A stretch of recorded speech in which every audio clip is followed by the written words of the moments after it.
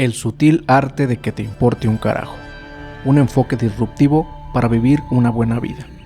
Mark Manson. Capítulo 3. Tú no eres especial. Alguna vez conocí a un tipo, lo llamaremos Jimmy. Jimmy siempre andaba con varios negocios al mismo tiempo. En un día cualquiera, si le preguntabas qué estaba haciendo, te recitaba de un jalón el nombre de una firma a la que le estaba realizando una consultoría. Te describía una aplicación móvil de medicina para la que buscaba inversionistas. Te platicaba acerca de un evento de caridad en el que sería invitado para dar el discurso de cierre o la idea que tenía para un tipo de bomba de gas más eficiente que le haría ganar millones. El hombre siempre andaba por todos lados y si le dabas un ápice de tu atención, te pulverizaba contándote lo increíble que era su negocio, lo brillantes que resultaban sus ideas y dejaría caer tantos nombres de gente famosa que te sentirías como si estuvieras hablando con un reportero de espectáculos. Jimmy era positivo todo el tiempo, siempre empujando hacia adelante, siempre trabajando un nuevo ángulo, un tipo muy ambicioso. El problema era que Jimmy también era un holgazán, mucha plática y cero acción, drogado la mayoría del tiempo y gastando tanto dinero en bares y restaurantes finos como en sus ideas de negocio. Era una sanguijuela profesional. Vivía de los recursos monetarios bien ganados de su familia y de gente que conocía en la ciudad, a lo que mareaba con falsas ideas de la tecnología del futuro. Claro, a veces le ponía un poco de esfuerzo o tomaba el teléfono y llamaba a alguien importante, dejaba caer nombres hasta que se le acababan, pero en realidad nunca le fructificaba nada. Ninguno de esos negocios floreció jamás. Sin embargo, el tipo mantuvo esta forma de vida hasta casi cumplir 30 años, lo mantenían sus novias y buscaba dinero entre parientes cada vez más lejanos. Y la parte más bizarra de todo es que Jimmy se sentía bien haciendo eso. Tenía una confianza en sí mismo que rayaba en el delirio. La gente que se reía de él o le colgaba el teléfono estaba, en su opinión, perdiéndose la oportunidad de su vida. Las personas que descubrían la falsedad de sus ideas de negocio eran demasiado ignorantes o no tenían experiencia para entender su gran genialidad. Quienes señalaban su vida de vago lo hacían por celos o odiaban que tuviera éxito porque lo envidiaban. Jimmy hizo algo de dinero, a pesar de que usualmente lo obtenía de manera fraudulenta al plagiar las ideas de alguien más y viéndolas como si fueran suyas, al obtener préstamos o peor aún, al convencer a un incauto de que le cedería acciones de su negocio. Incluso de manera ocasional conseguía que lo contrataran para hablar en público. ¿Sobre qué? No me puedo ni imaginar. Y recibir remuneración a cambio de eso. Lo peor es que Jimmy se creía sus propias historias. Su delirio era a prueba de balas, tanto que era honestamente difícil enojarse con él. Verlo en acción resultaba sorprendente. En algún momento de los años 60, desarrollar una alta autoestima, tener pensamientos y sentimientos positivos sobre uno mismo, se convirtió en el furor de la psicología. Las investigaciones arrojaron que la gente que se pensaba con alta autoestima, por lo general se desenvolvía mejor y causaba menos problemas. Muchos investigadores y responsables políticos de aquella época comenzaron a creer que elevar el autoestima de una población podía desencadenar beneficios sociales tangibles, como una menor tasa de crímenes, mejores resultados académicos, mayor empleo, un menor déficit de presupuesto. Como resultado de lo anterior, a principios de la siguiente década, los 70, las prácticas de autoestima empezaron a ser enseñadas a los padres, las enfatizaron terapistas, políticos y maestros, y se adoptaron como política educativa. Las calificaciones infladas, por ejemplo, se implementaron para conseguir que los chicos que no eran tan brillantes se sintieran mejor sobre su bajo aprovechamiento. Se inventaron certificados de participación y trofeos falsos para actividades mundanas y rutinarias. Los niños recibían tareas tontas, como escribir todas las razones por las que creían ser especiales o las 5 cosas que les gustaban más de sí mismos. Los pastores y ministros predicaban en sus congregaciones que cada uno era único y especial a los ojos de Dios, y que estaban destinados a sobresalir de la medianía. Surgieron seminarios de negocios y motivacionales. Se corrió el mismo mantra paradójico: cada uno de nosotros puede ser excepcional y masivamente exitoso. Una generación después, ya tenemos la información. No todos somos excepcionales. Resulta que el simple hecho de sentirse bien con uno mismo en realidad no significa nada a menos que tengas una buena razón para sentirte bien contigo mismo. Resulta también que la adversidad y el fracaso son, de hecho, útiles e incluso necesarios para desarrollar adultos exitosos y fuertes en términos emocionales. Y resulta que enseñarle a la gente a creer que es excepcional y sentirse bien acerca de sí, sin ton ni son, no logra crear una generación plagada de Bill Gates o Martin Luther Kings. Crea una población llena de Jimmys. Jimmy, el iluso fundador de negocios. Jimmy, el que fumaba mota todo el día y no tenía ninguna habilidad real más allá de hablar bien de él y creérselo. Jimmy, el tipo de hombre que le gritaba a su socio de negocios por ser inmaduro y luego iba a gastarse todo el crédito de la compañía del restaurante más caro de la ciudad para impresionar a alguna modelo rusa. Jimmy, a quien se le estaba acabando los parientes que le pudieran prestar más dinero. Sí, ese ser confiado y con alta autoestima llamado Jimmy, el Jimmy que dedicó tanto tiempo a hablar de lo bueno que era hasta que, ya sabes, se le olvidó que en realidad debía hacer algo. El problema con este movimiento de autoestima es que se basaba en el hecho de qué tan positivamente se percibía la gente, pero una medición verdadera y precisa del valor de uno mismo es cómo las personas se sienten sobre sus aspectos negativos. Si alguien como Jimmy se siente asombrosamente bien durante el 99% del tiempo, a pesar de que su vida se está desmoronando a su alrededor, entonces, ¿cómo lo anterior puede ser un parámetro válido para una vida feliz y exitosa? Jimmy se siente con derecho a todo, esto es, se percibe a sí mismo como merecedor de cosas buenas sin realmente hacer algo para obtenerlas. Cree que debería ser rico sin trabajar para ello. Él considera que debería caerle bien a la gente y poseer buenos contactos sin tener que ayudar a nadie. Piensa que debería disfrutar un estilo de vida maravilloso sin sacrificar nada a cambio. La gente como Jimmy se obsesiona tanto en sentirse bien consigo misma que logra engañarse y convencerse de que está logrando grandes cosas, aun cuando no sea cierto. Estas personas creen que son ese exitoso fundador de un nuevo negocio cuando, de hecho, nunca han tenido ningún negocio exitoso. Se autodenominan life coaches o entrenadores de vida y cobran dinero por ayudar a otros, a pesar de que solo tienen 25 años y jamás han logrado algo sustancial en sus existencias. Quienes se sienten con derecho a todo exudan un grado de confianza en sí mismos que raya en el delirio. Dicha confianza puede ser atractiva para algunos, al menos por un rato. En ciertas instancias, el alucinante nivel de confianza de estos individuos puede ser contagioso y propiciar que la gente alrededor suyo también sienta más confianza sobre sí. A pesar de todas las locuras de Jimmy, tengo que admitir que a veces era divertido salir con él. Te sentías indestructible a su lado.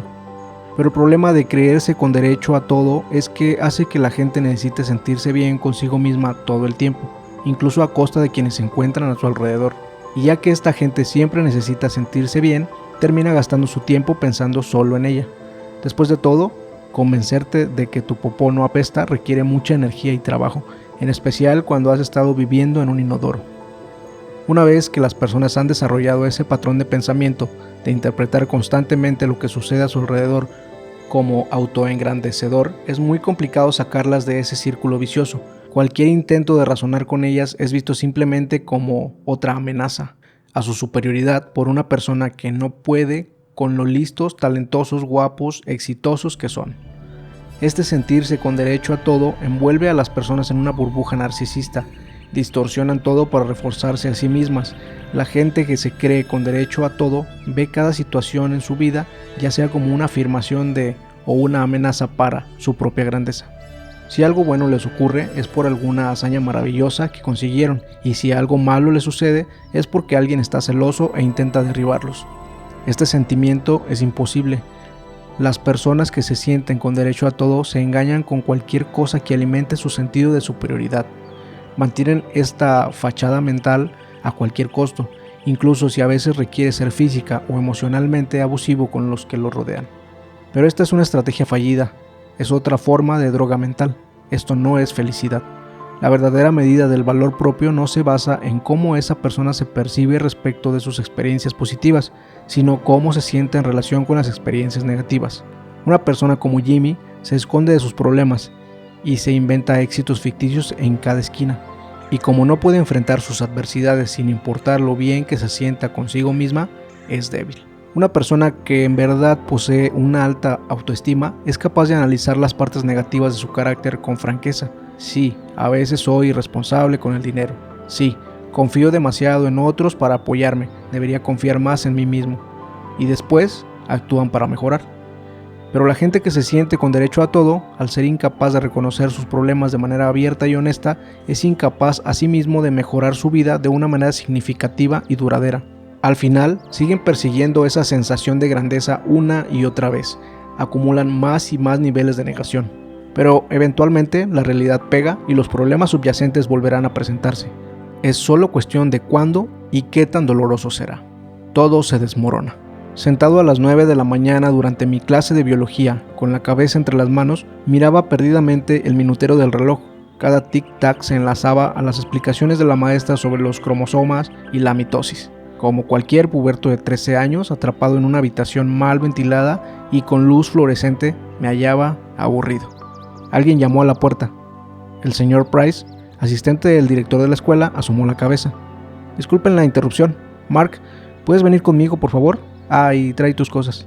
Qué extraño, pensé.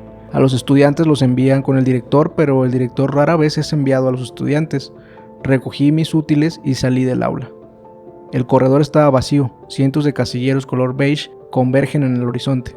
Mark, ¿puedes llevarme a tu casillero, por favor? Claro, dije, mientras caminaba a paso lento por el pasillo, con mis jeans beiges, el cabello largo y mi camiseta de pantera. Llegamos a mi casillero. Ábrelo, si eres tan amable, solicita el señor Price, así que accedo. Da un paso hacia adelante y toma mi abrigo, mi maleta del gimnasio, mi mochila, todo el contenido del casillero, salvo unos cuadernos y lápices. Empieza a caminar de nuevo. Ven conmigo, por favor, dice, sin voltear a verme. Un sentimiento incómodo me invade. Lo sigo hasta su oficina, donde me pide que me siente. Cierra la puerta y le pone seguro. Va hasta la ventana y ajusta las persianas para impedir la vista desde adentro. Me empiezan a sudar las palmas de las manos. Esta no es una visita normal al director.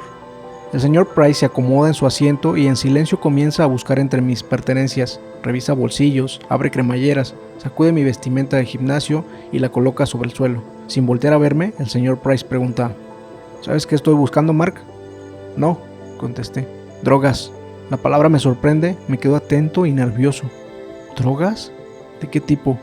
Me mira con severidad. No lo sé. ¿De qué tipo tienes? Me pregunta mientras abre una de mis carpetas y busca en los compartimentos de bolígrafos. El sudor empieza a emanar como hongos en época de lluvias.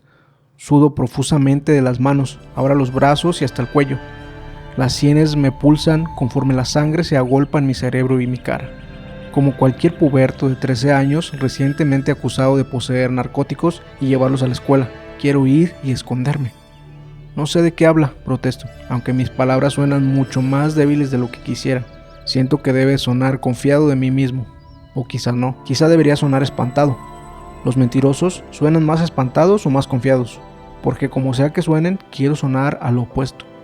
En vez de ello, mi falta de confianza destila falta de confianza por sonar tan falto de confianza. Me hace sentir con menos confianza. El maldito círculo vicioso del sobreanálisis. Eso ya lo veremos, dice, y recoge su atención hacia mi mochila, la cual en apariencia posee 100 bolsillos. Cada uno de ellos está lleno con su propio conjunto de tonterías de adolescente, plumas de colores, pedazos de papel con notas que nos pasamos en clase, discos compactos de los 90 con sus estuches quebrados, marcadores secos, un cuadernillo de dibujo con la mitad de las hojas arrancadas, polvo, pelusa y porquería acumulada durante mi exasperante y tortuosa existencia preparatoriana.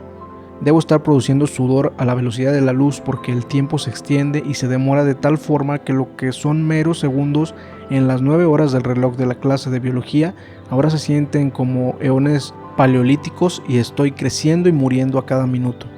Solo estamos el señor Prince, mi mochila, que parece no tener fondo, y yo. En algún punto cerca del periodo mesolítico, Price termina de registrar mis pertenencias, sin haber encontrado nada. Se le nota nervioso. Voltea la mochila y deja caer toda mi porquería contra el suelo. Ahora suda tan profundamente como yo, excepto que, en lugar de mi terror, está su ira. Así que no traes drogas hoy, ¿eh? Trata de escucharse casual. Negativo, contesto con el mismo tono. Entonces, extiende todas mis cosas, separa cada artículo y los apila junto a mi uniforme de deportes. Mi abrigo y mi mochila ahora yacen vacíos y sin vida en su regazo. Suspira y se le queda viendo la pared, como cualquier puberto de 13 años encerrado en una oficina con un hombre que lanza airadamente todos sus útiles al piso. Quiero llorar. El señor Price escanea los contenidos organizados en la superficie del suelo. Nada ilícito o ilegal. Cero narcóticos, incluso nada que vaya contra las políticas de la escuela. Suspira y deja caer el abrigo y la mochila también al piso. Se agacha y pone los codos sobre las rodillas para encontrarse cara a cara conmigo. Mark, Te daré una última oportunidad de ser honesto conmigo. Si eres honesto, esto resultará mucho mejor para ti. Pero si estás mintiendo, entonces será mucho peor. Como si fuera premeditado, trago saliva. Ahora dime la verdad, demanda Price. ¿Trajiste hoy drogas a la escuela? Conteniendo las lágrimas y ahogando los gritos que quieren escapar de mi garganta, enfrento a mi verdugo y con una voz suplicante que muere por ser relevado de estos horrores adolescentes le digo: no tengo nada de drogas, no tengo ni idea de lo que habla. Ok, expresa dejándose vencer. Supongo que puedes recoger tus cosas y retirarte.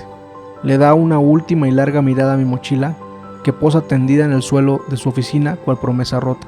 Pone casualmente la punta de sus zapatos sobre mi maleta escolar. Le propina unos golpecitos, en un último esfuerzo por hallar algo. Yo espero con ansias que se levante y se vaya para poder seguir con mi vida y olvidar esta pesadilla. Pero su pie se topa con algo. ¿Qué es esto?, inquiere mientras continúa golpeando con el pie. ¿Qué es qué? Aquí hay algo. Levanta la mochila y empieza a palpar el fondo de ella. Para mí, la habitación comienza a nublarse y todo se mueve. Cuando era chico, era inteligente, era amistoso, pero también era un cabrón. Lo digo de la manera más amorosa posible. Era un rebelde y mentiroso cabroncito, enojado y lleno de resentimiento. Cuando tenía 12 años, hackeé el sistema de seguridad de mi casa con imanes del refrigerador para poder escabullirme a medianoche. Un amigo y yo poníamos el coche de su mamá en neutral y lo empujamos hasta la calle para que pudiéramos manejarlo sin que ella se despertaba. En las tareas escribía sobre temas como el aborto porque sabía que mi maestra de inglés era una cristiana súper conservadora. Otro amigo y yo le robamos cigarros a su mamá y los vendíamos a los niños afuera de la escuela. Y también había dispuesto un compartimiento secreto en el fondo de mi mochila para esconder mi marihuana. Ese era el mismo compartimiento secreto que el señor Price descubrió al pisar las drogas que se hallaban ocultas en él. Yo había mentido, y tal como lo prometió, Price no tuvo piedad. Un par de horas después, como cualquier puberto de 13 años, esposado en el interior de una patrulla, creí que mi vida había terminado. Y de alguna forma no estaba tan equivocado. Mis padres me pusieron en cuarentena en la casa, no tendría más amigos en el futuro previsible, ya que fui expulsado de la escuela, recibiría educación a domicilio por lo que restaba del año. Mi madre me obligó a cortarme la melena y tiró todas mis camisetas de Marilyn Manson y Metallica, lo cual para un adolescente de 1998 equivalía a ser sentenciado a muerte por aburrido. Mi padre me arrastraba a su oficina todas las mañanas y me ponía a archivar documentos durante horas. Una vez que la educación en casa terminó, me inscribieron a una escuela pequeña, privada y cristiana, donde, y supongo que no les sorprenderá, no encajé. Y justo cuando finalmente dejé las drogas y había aprendido el valor de la responsabilidad y la disciplina, mis progenitores decidieron divorciarse. Cuento todo esto para que se comprenda que mi adolescencia apestó. Perdí a todos mis amigos, mi comunidad, mis derechos legales y mi familia en un lapso de 9 meses. En mis 20, mi terapeuta llamaría a esto una etapa verdaderamente traumática. Y yo me pasaría más de una década trabajando en desmarañarlo y tratando de convertirme en un desgraciado menos ensimismado que se cree con derecho a todo. El problema con mi vida hogareña de aquellos tiempos no son las cosas terribles que se hicieron o se dijeron. Peor aún, fueron todas las cosas terribles que necesitan ser dichas y hechas, pero no lo fueron. La capacidad de mi familia para negar la realidad es equiparable a la manera en que Warren Buffett gana dinero o las Kardashian tienen sexo. Somos campeones en ello. La casa podría estar ardiendo en llamas con nosotros dentro y alguien habría hecho un comentario como: ay no, todo está bien. Quizá hace un poco de calor aquí, pero de veras, todo está bien. Cuando mis padres se divorciaron, no hubo platos rotos, portazos ni discusiones a gritos sobre quién había engañado a quién. Una vez que a mi hermano y a mí nos aseguraron que no era nuestra culpa, tuvimos una sesión de preguntas y respuestas. Sí, leíste bien. Sobre la logística de dónde viviríamos ahora y con quién. Nadie derramó una sola lágrima, nadie levantó la voz. Lo más cercano a una respuesta emocional que logramos observar mi hermano y yo de mis padres fue escuchar: nadie engañó a nadie. Ah, eso es bueno. Hacía un poco de calor en la habitación, pero de veras, todo estaba bien. Mis padres son gente buena, no los culpo por todo esto, ya no más por lo menos. Y los amo mucho. Ellos tienen sus propias historias, sus propios caminos y sus propios problemas, igual que los tienen todos los padres, justo como sus progenitores a su vez los tuvieron y los padres de sus padres, etc. Y como todos los padres, los míos, con las mejores intenciones, compartieron conmigo algunos de sus problemas, como de seguro yo lo haré con mis hijos. Cuando situaciones en verdad traumáticas suceden en nuestras vidas, empezamos a sentir inconscientemente que tenemos problemas que nunca seremos capaces de resolver, y esta inhabilidad asumida para solucionar tus dificultades causa que nos asumamos miserables e indefensos. Lo anterior también propicia que suceda algo más. Si tenemos problemas que no se pueden resolver, nuestro inconsciente cree que somos ya sea singularmente especiales o que somos singularmente defectuosos, que no nos parecemos a nadie y que las reglas aplican diferente para nosotros. En otras palabras, nos creemos con derecho a todo. El dolor de mi adolescencia me condujo a sentirme con derecho a todo, situación que perduró hasta mis primeros años de adulto. Mientras la creencia de Jimmy de sentirse con derecho a todo se daba en el campo de los negocios, donde él jugaba a ser un emprendedor exitoso, yo me sentía con derecho a todo en mis relaciones, particularmente con las mujeres. Mi trauma estaba relacionado con la intimidad y la aceptación, así que experimentaba una constante necesidad de sobrecompensar, de probarme a mí mismo que era amado y aceptado todo el tiempo. Como resultado de lo anterior, pronto me hallaba persiguiendo a las mujeres de la misma manera que un adicto se le arrojaría a un hombre de nieve hecho de cocaína. Les hacía el amor con dulzura y luego rápidamente me asfixiaba en él. Me convertí en un jugador inmaduro, egoísta y solo algunas veces encantador. Así inicié una larga serie de relaciones superficiales y enfermizas durante casi una década. No era tanto el sexo lo que me impulsaba, aunque el sexo resultaba divertido. Era el sentido de validación. Era deseado, era amado y por primera vez, desde que podría recordar, valía algo.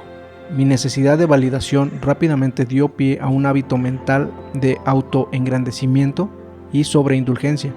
Me sentía con derecho de hacer o decir lo que quisiera, de romper la confianza de la gente, de ignorar sus sentimientos y luego justificarme con disculpas malas y poco sinceras. A pesar de que ese periodo ciertamente tuvo sus momentos de diversión, emoción y de que conocía a mujeres fantásticas, mi vida era más bien un desastre total. A menudo no tenía trabajo, vivía en las salas de mis amigos o con mi mamá, bebía más de lo que debía, evitaba a mis amigos y cuando conocía a una mujer que de verdad me gustaba, mi egoísmo pronto echaba todo a perder. A más profundo el dolor, más indefensos nos sentimos frente a nuestros problemas y para compensar ese dolor nos creemos con más derecho a todo. Este sentimiento se da en alguna de dos formas.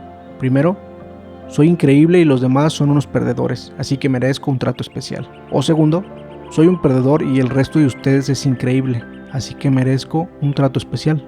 Una forma de pensar opuesta en lo exterior, pero con el mismo relleno cremoso egoísta en el medio. De hecho, seguramente verás a esas personas ir de un sentimiento a otro y de regreso. O se sienten en la cima del mundo, o el mundo está encima de ellos, según del día de la semana o lo bien que les esté yendo con su adicción particular en ese momento. Mucha gente identifica a Jimmy, y con razón, como un idiota asquerosamente narcisista por ser bastante obvio en su delirio de grandeza. Lo que muchas personas no identifican correctamente es ese sentirse con derecho a todo en las otras personas cuando éstas se consideran inferiores o indignas de este mundo. Interpretar todo en esta vida solo para parecer victimizado de manera permanente requiere el mismo nivel de egoísmo que lo opuesto.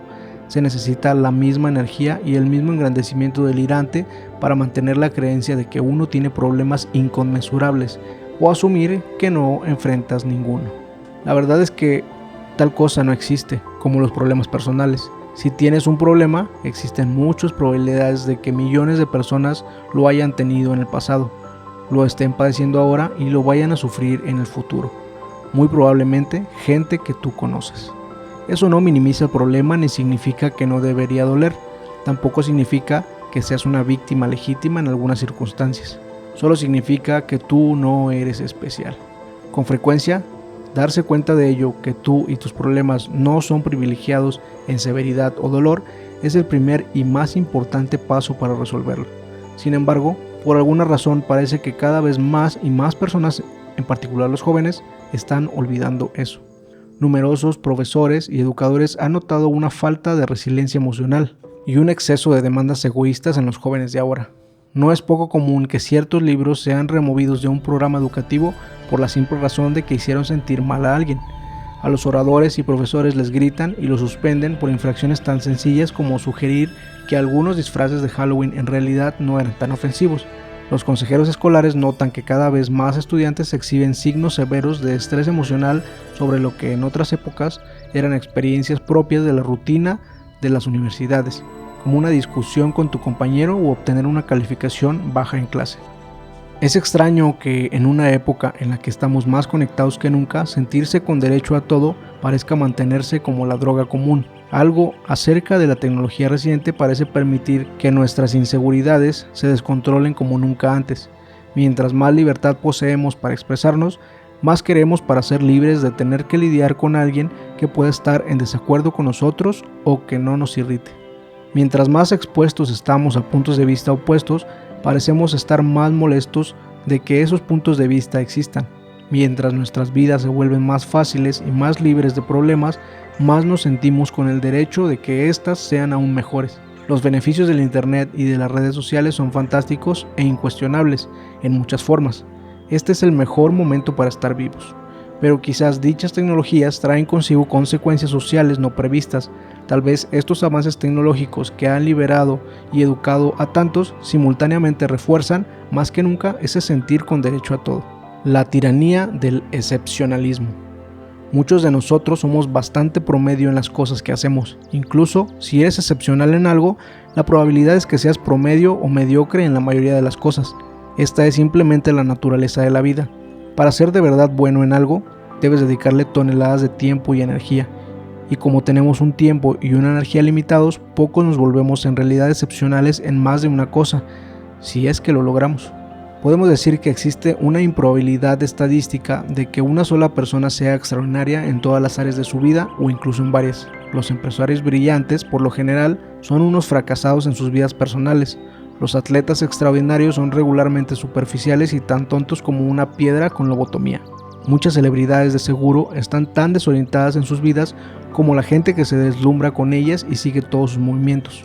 Todos somos, en la mayoría de los casos, gente bastante promedio, y son los extremos los que acaparan toda la atención. Como que esto ya lo sabíamos, pero rara vez lo pensamos o hablamos al respecto, y ciertamente nunca discutimos por qué podría ser un problema.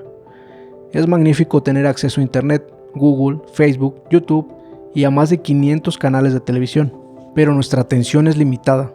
No hay manera de que podamos procesar las inmensas olas de información que nos rodean constantemente. Entonces, los únicos ceros y unos que logran romper la barrera y captar nuestra atención son las piezas de información de verdad excepcionales, aquellas en el percentil 99.999. Todo el día, cada día, somos inundados con lo realmente extraordinario, lo mejor de lo mejor, lo peor de lo peor, lo más impactante de las capacidades físicas, las bromas más hilarantes, las noticias más trascendentes, las amenazas más aterradoras, sin parar.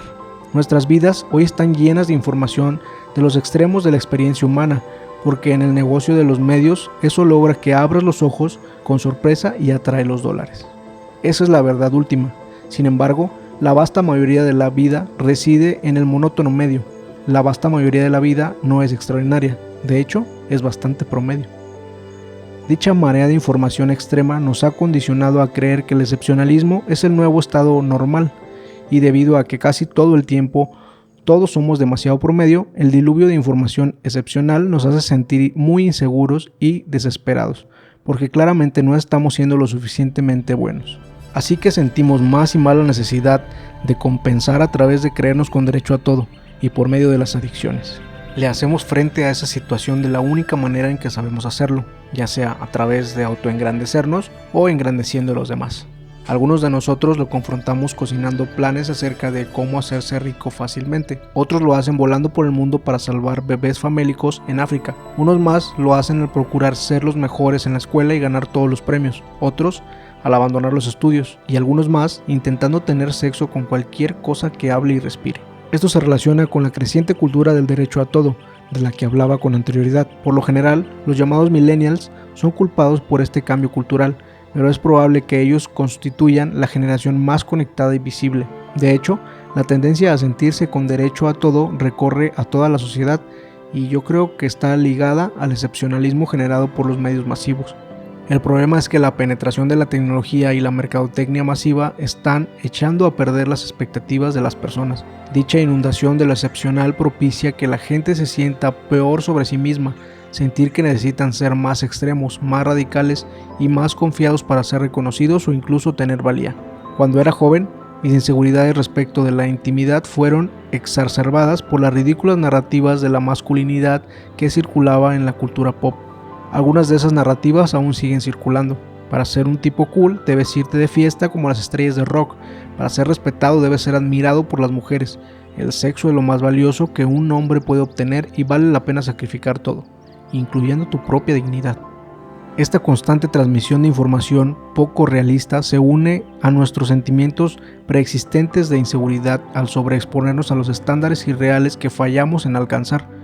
No solo nos sentimos sujetos a problemas que no tienen solución, sino que nos asumimos perdedores porque una simple búsqueda en Google nos muestra miles de personas que no enfrentan esos mismos problemas.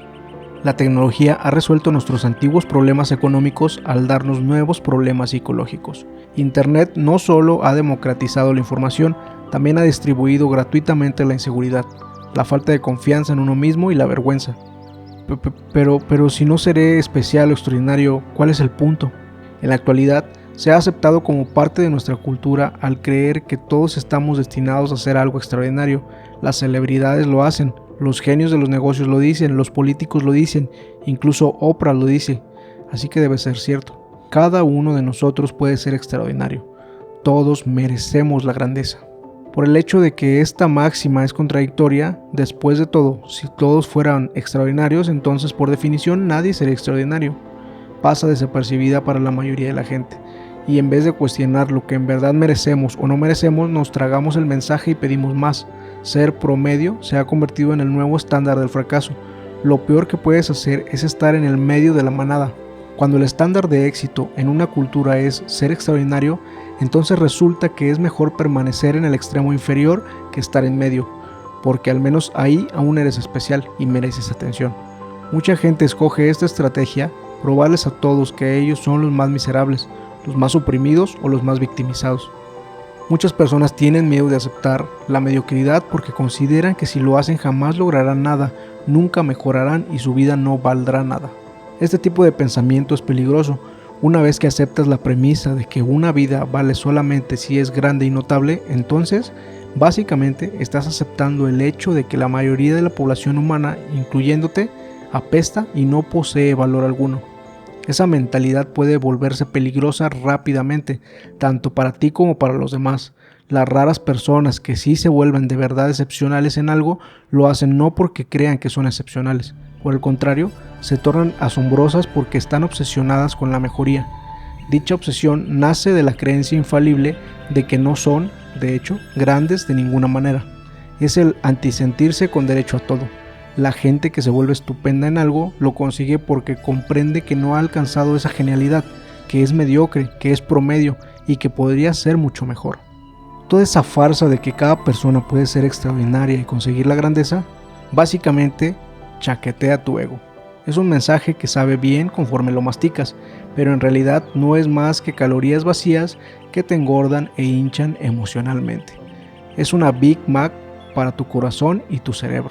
El boleto hacia la salud emocional y también hacia la salud física se consigue al consumir tus vegetales. Eso es aceptar las aburridas y mundanas verdades de la vida. Verdades como tus acciones en realidad no importan tanto en el gran esquema de las cosas y gran parte de tu vida será aburrida y no notable, y está bien. Ese platillo vegetariano te sabría mal al principio, muy mal, y evitarás aceptarlo. Pero una vez ingerido, tu cuerpo despertará más potente y más lleno de vida. Después de todo, la presión constante de ser algo fantástico, de ser la revelación del año, se te quitará de la espalda. El estrés y la ansiedad de siempre sentirte inadecuado y de necesitar probarte a ti mismo de manera constante se disiparán. El conocimiento y la aceptación de tu propia existencia mundana, de hecho, te liberarán para que logres lo que siempre soñaste conseguir, sin juicios ni expectativas inalcanzables. Comenzarás a desarrollar una apreciación por las experiencias básicas de la vida, los placeres de una amistad sencilla, crear algo, ayudar a alguien que lo necesite, leer un buen libro, reírte con alguien de lo que te importa. Suena aburrido, ¿no? Es porque estas cosas son ordinarias, pero quizás son ordinarias por una razón, porque no son lo que verdaderamente importa.